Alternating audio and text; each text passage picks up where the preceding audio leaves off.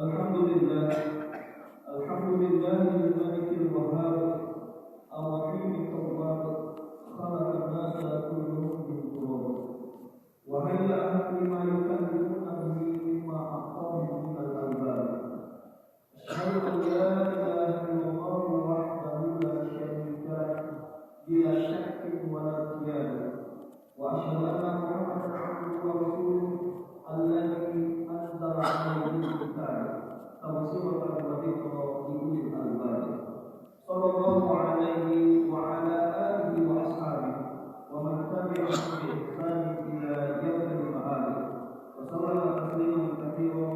Amma ba'du, fa ya ayyuhan nas, usikum wa iyaya bi taqwallah wa ta'atihi la'allakum tuflihun. Wa qala Allah ta'ala fil Qur'anil Karim, a'udzu billahi minasy syaithanir rajim. Ya ayyuhalladzina amanu taqullaha haqqa tuqatih wa la tamutunna illa wa antum muslimun. Wa qala aidan fil ayatil ukhra, ya ayyuhalladzina amanu taqullaha wa tanzur nafsum ma qaddamat lighad wattaqullaha innallaha khabirun bima ta'malun.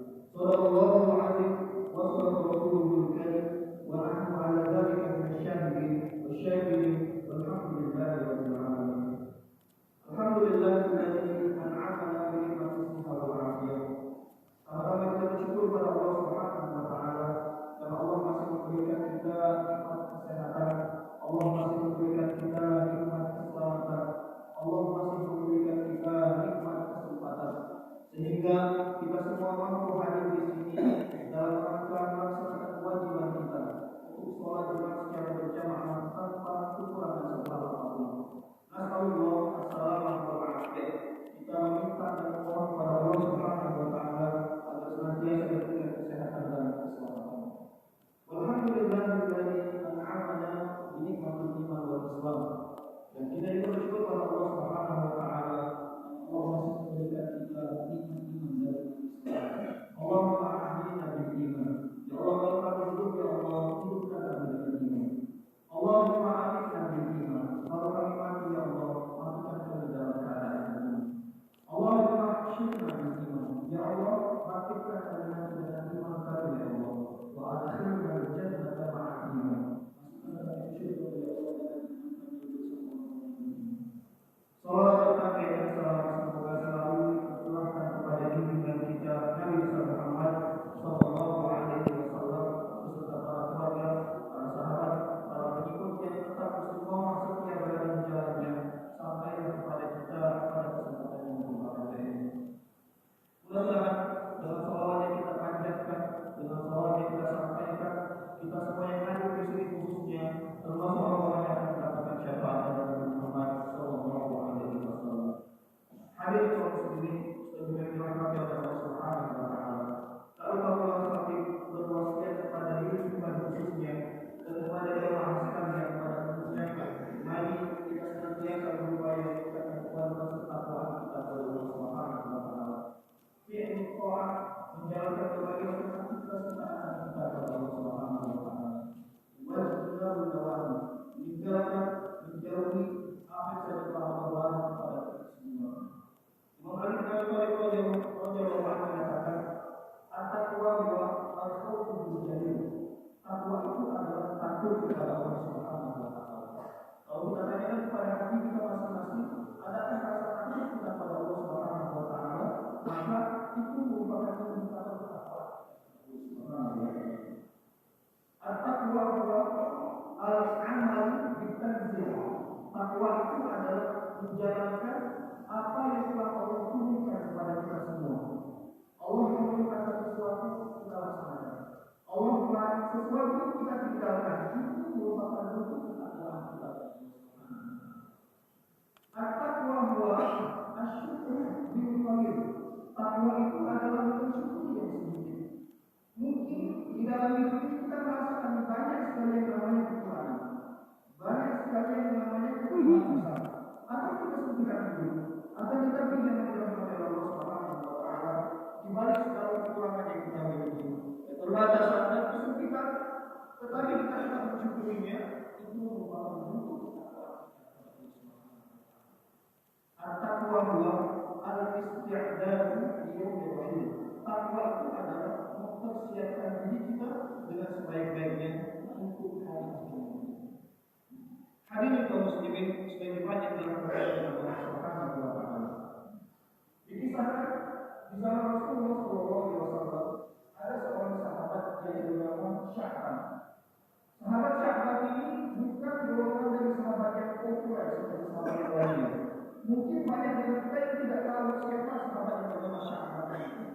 Satu kebiasaan unik dari Sya'ban ini adalah ketika dia sholat berjamaah di masjid, dia selalu memilih tempat yang paling pojok. Bukan tanpa alasan, karena dia tidak ingin mengganggu orang lain ketika beribadah, ataupun dia juga tidak ingin diganggu ketika beribadah. Dan aktivitas Sya'ban ini telah diketahui oleh sahabat yang lain, bahkan Rasulullah. Suatu saat di sholat subuh, Sya'ban tidak sholat berjamaah dengan sahabat-sahabat yang lainnya. Kemudian Rasul bertanya, ada yang tahu kenapa Sya'ban tidak sholat bersama kita? Tidak ada satu sahabat yang menjawab, karena mereka tidak tahu kenapa Sya'ban tidak sholat berjamaah. Kemudian Rasul kembali bertanya, ada yang tahu di mana rumah dari Sya'ban sendiri? Salah satu sahabat menjawab, saya ya Rasul, saya tahu dengan persis di mana rumah Sya'ban. Akhirnya Rasul dan sahabat yang lainnya datang ke rumah Sya'ban untuk menjemput ada apa dengan Sya'ban. Dia tidak sholat subuh berjamaah dengan sahabat dan Rasul yang lainnya. Jangan dirahmati Allah Subhanahu wa taala. Rupanya perjalanan dari masjid menuju rumah Sya'ban itu menempuh jarak 3 jam perjalanan. Dan ternyata Sya'ban selama ini sholat berjamaah dengan jarak lebih 3 jam perjalanan. Sampai di rumah Sya'ban, ketika Rasul mengucapkan salam, yang menjawab adalah istri dari Sya'ban. Kemudian Rasul bertanya, di mana Sya'ban? Kenapa tidak sholat subuh bersama kami? Apa kata istri Sya'ban? Hai Rasulullah, sesungguhnya Sya'ban sudah meninggal sebelum kami. Inna lillahi wa inna ilaihi raji'un. Jangan dirahmati Allah Subhanahu wa taala. Satu-satunya alasan yang membuat Sya'ban tidak sholat berjamaah bukan karena jarak. Kalau dikatakan jarak 3 jam perjalanan telah biasa ia lalui untuk sholat berjamaah. Bukan karena pekerjaan ataupun bukan karena hal yang lain, karena dia telah dipanggil oleh Allah Subhanahu wa taala. Kemudian istri Sya'ban berkata kepada Rasul, ya Rasulullah, sesungguhnya ketika Sya'ban menjelang kematiannya atau pada saat Rasulullah dari Sya'ban ini, Sya'ban mengucapkan 3 hal. Dan kami tidak paham apa maksud yang disampaikan oleh Sya'ban ini. Yang pertama, Sya'ban mengatakan, hari kenapa tidak lebih jauh? Yang kedua, Sya'ban mengatakan, hari kenapa tidak yang baru? Yang ketiga, Sya'ban mengatakan, hari kenapa tidak semuanya? Kemudian Rasul menjawab dengan surat Qaf ayat 22, "Laqad kunta fi ghaflatin min hadza fakashafna anka ghita'aka wa basarta al-yawma hadid." Laqad kunta fi ghaflatin min hadza. Sungguh dulu engkau telah lalai akan peristiwa ini. Fakashafna anka ghita'aka, maka kami bukakan tabir yang menutupi matamu. Wa basarta al-yawma hadid, dan penglihatanmu pada hari ini sangatlah tajam. Maksud dari surat Qaf ayat 22 ini adalah ketika kita menjelang kematian kita pada saat keluar nanti, semuanya akan ditampakkan oleh Allah Subhanahu. Seluruh amal perbuatan kita dari awal hingga menjelang kematian kita. Dan penglihatan itu hanya dilihat oleh orang-orang yang sedang beramal. Ketika Sya'ban mengatakan, aduh kenapa tidak lebih jauh? Rupanya pada saat Sya'ban diperlihatkan flashback perjalanan hidupnya ketika berangkat dari rumah menuju masjid, yang mana jarak itu memakan waktu 3 jam perjalanan. Sya'ban melihat betapa banyak pahala yang dia dapatkan, sehingga dia mengatakan, aduh kenapa tidak lebih jauh? Dengan jarak seperti ini, saya mendapatkan pahala yang banyak dari Allah Subhanahu wa taala. Apalagi kalau perjalanan ini lebih jauh lagi, maka tentunya rahmat dari Allah lebih luas lagi yang akan saya dapatkan. Surga yang akan saya dapatkan lebih indah lagi. Muncul tulisan Sya'ban yang sekali. Yang Sya'ban mengatakan, aduh, kenapa tidak kembali? Sya'ban kembali melihatkan flashback perjalanan hidupnya. Ketika dia akan berangkat menuju masjid, pada saat itu musim dingin. Kemudian Sya'ban memakai jaket yang lama. Ketika dia berjalan menuju masjid, Sya'ban bertemu dengan seorang yang sedang kedinginan. Apa yang dilakukan oleh Sya'ban ini? Maka dibukakan jaketnya tadi, dia pakaikan kepada orang yang sedang kedinginan. Rupanya amal perbuatan Sya'ban itu dinilai sebagai amalan yang besar oleh Allah Subhanahu wa Ta'ala. Sehingga Sya'ban mengatakan, aduh, kenapa tidak yang baru? Dengan jaket yang lama, dengan jaket yang kusam, saya mendapatkan pahala yang besar oleh Allah Subhanahu wa Ta'ala. Apalagi kalau saya memberikan jaket yang baru kepada orang tadi, pasti pahala yang akan saya dapatkan lebih tinggi. Surga yang akan saya dapatkan lebih tinggi.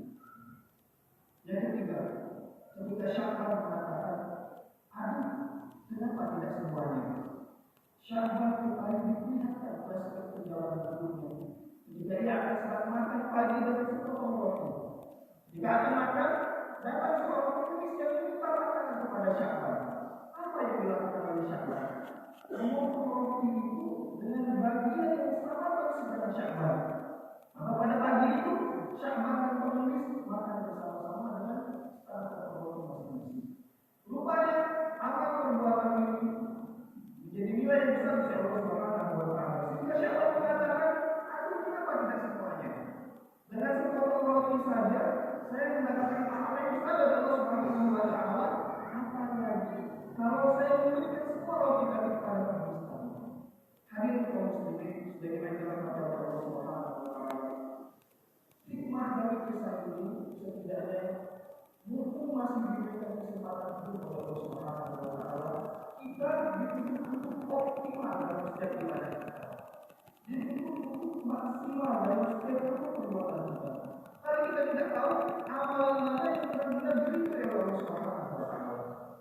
Ibnu Qayyim al-Jauziyah rahimahullah mengatakan, "Rubbama takuna boleh jadi ketika engkau sedang tertidur lelap. Tapi kalau Allah sama itu langit ditutup. Asyar da'ala anaka. Oleh Tuhan mulai sedang mendoakanmu. Min fakirin adnaika. Dari seorang fakir miskin yang kau bantu disediakannya. Al-min jahil an'amta. Atau seorang yang sedang kelaparan kau berikan makan.